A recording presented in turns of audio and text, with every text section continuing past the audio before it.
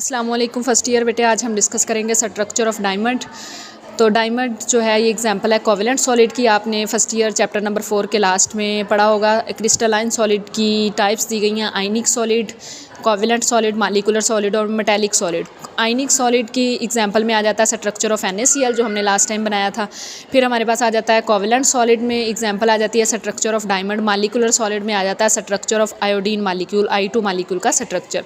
फिर हमारे पास आ जाता है मेटेलिक सॉलिड में हम बॉल्स को यानी एटम्स को बॉल्स कंसीडर करके उनको अरेंज करते हैं। और जब बॉल्स को अरेंज करते हैं तो दो तरह के हमारे पास स्ट्रक्चर बनते हैं। एक बनता है क्यूबिक क्लोज पैकिंग जिसको CCP या उसको FCC भी कहते हैं। FCC से मुराद फेस सेंटर्ड क्यूबिक स्ट्रक्चर, यानी कुछ जो है एटम्स सेंटर में होते हैं और कुछ जो हैं फेस पे होते हैं। ठीक है, इस वजह से इसको नाम दिया गया फेस सेंटर्ड क्यूबिक स्ट्रक्चर। और दूसरी हमारे पास अरेंजमेंट बनती है हेक्सागोनल क्लोज पैकिंग या जिसको HCP भी कहते हैं। तो इस तरह से एटम्स को अरेंज करते हैं या बॉल्स को इस तरह से अरेंज करते हैं कोई CCP और HCP स्ट्रक्चर बनते हैं। आज लास्ट टाइम बेटे हमने एग्जाम्पल की थी आयनिक सॉलिड की, आज हम करेंगे कोवेलेंट सॉलिड की एग्जांपल। और कोवेलेंट सॉलिड में आ जाता है डायमंड। जैसे बेटे NaCl जो है वो मुख्तलिफ यूनिट से मिलके बनता है। जैसे हमने पढ़ा था एक यूनिट होता है जिसमें तमाम खसूसियात होती हैं NaCl के लेटिस की। इसी तरह डायमंड का भी एक यूनिट होता है। ये डायमंड का एक यूनिट है। ये डॉट जो है ये किसको शो कर रहे हैं? कार्बन एटम को। डायमंड के एक यूनिट सेल में एक कार्बन सेंटर में होती है, 4 कार्बन सराउंडिंग में होती है। टोटल मतलब एक यूनिट सेल के अंदर 5 कार्बन आ जाती हैं। और कार्बन कार्बन के दरमियान अगर आप बॉन्ड डिस्टेंस देखो तो ये होता है 154 पाइकोमीटर। ठीक है, अब जैसे इसको हम कार्बन कंसीडर कर रहे हैं तो एक कार्बन इधर है, एक कार्बन इधर है, एक इधर है, एक इधर है। इस तरह से ये है हमारे पास यूनिट सेल ऑफ डायमंड। लेकिन अगर इसका स्ट्रक्चर बनाएं तो बहुत सारे यूनिट सेल मिलते हैं। जैसे बेटे ये एक ब्लैक में एक ये यूनिट सेल है। ठीक है, फिर ये लेड पेंसिल के साथ आपको एक यूनिट सेल नज़र आ रहा है। फिर ब्लू बॉल पॉइंट के साथ एक नज़र आ रहा है, एक ये रेड के साथ। इस तरह से फिर इसको फर्दर हम जितने मर्जी आगे यूनिट सेल लगाते जाएं और इस स्ट्रक्चर को बढ़ाते जाएं। अब हमने देखना है इस स्ट्रक्चर को हम बनाते कैसे हैं।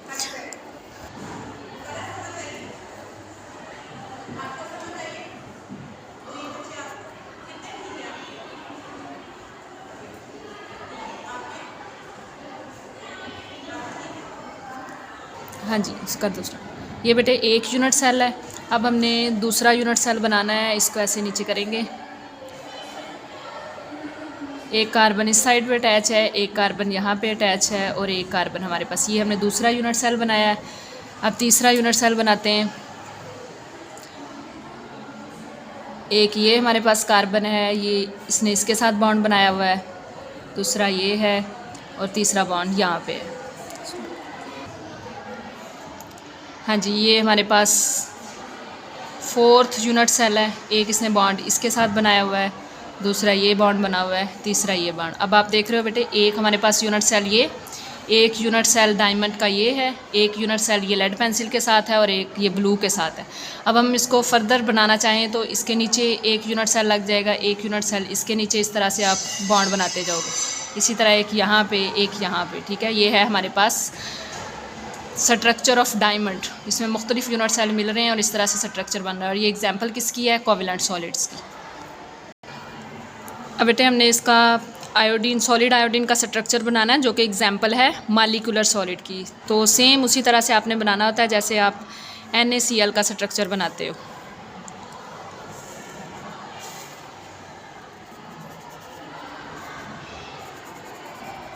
फिर आपने इसके सेंटर से शुरू करना है।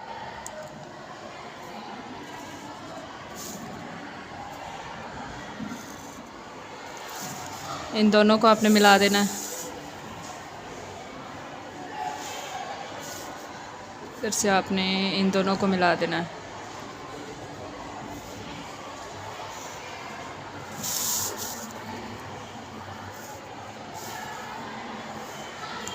अब आपने एक लाइन यहाँ पे लगानी है,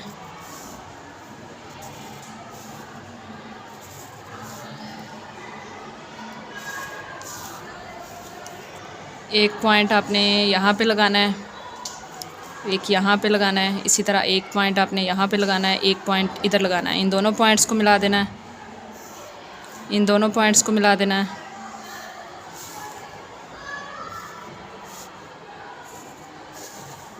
इन दोनों के सेंटर्स को मिला देना है। फिर आपने बेटे एक पॉइंट जो है यहाँ पे लगाना है और एक पॉइंट यहाँ पे लगाना है। इसी तरह बिल्कुल इसके सामने एक पॉइंट यहाँ पे लगाना है, एक पॉइंट यहाँ पे लगाना है। इन दोनों को मिला देना है। इसी तरह आपने इन दोनों को मिला देना है। अब इन दोनों पॉइंट्स को मिला देना है। इसी तरह आपने ऊपर इन दोनों पॉइंट्स को मिला देना है।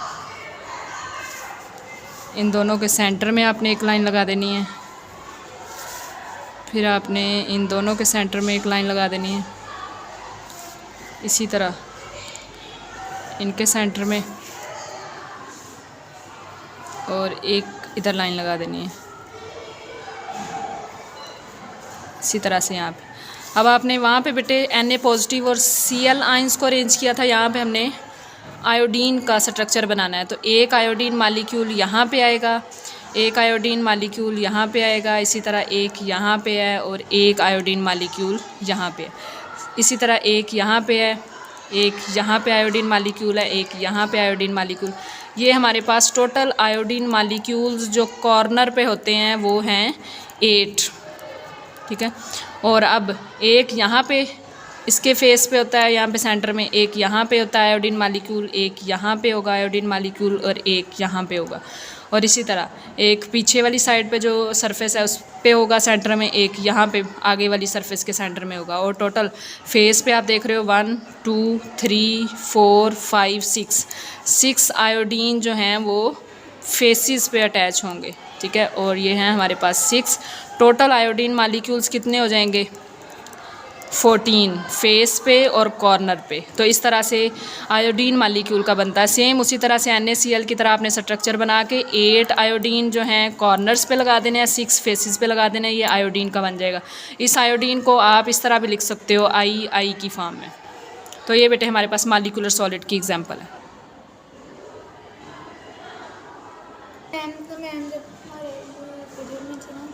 क्या कह रही थी? ओके बच्चों, कोई बात ना समझ आए तो कमेंट में आप मेरे से पूछ सकते हैं। अल्लाह हाफिज़, दुआओं में याद रखिएगा।